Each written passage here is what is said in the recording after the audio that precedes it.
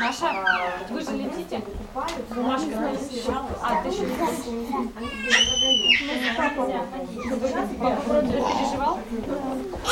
Эй!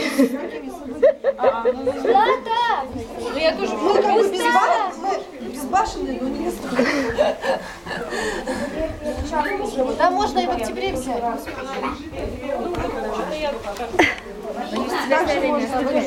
Она по головушке погладила. тем шею не докупила. Вы не часто собираетесь? Это правда, да? Я не знаю, поиграть.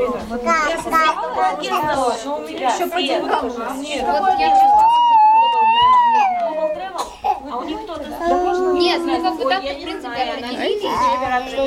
Да, но муж там говорит, сейчас. Так, столько рук. Здесь вот калибре. Отдай, помнишь, девочки, мяч. Отдай ботинок. Вон тебя, видишь, Злата зовет. Вот иди туда тоже. Что, все уже сделано? Вот в том-то и дело. Не, можно было не раз, просто видишь, с карандашами сложнее немножечко. Просто еще с бабушкой Привет, наверное, сейчас. привет. Ну, там как бы очень большая вероятность. Я не помню, как количество.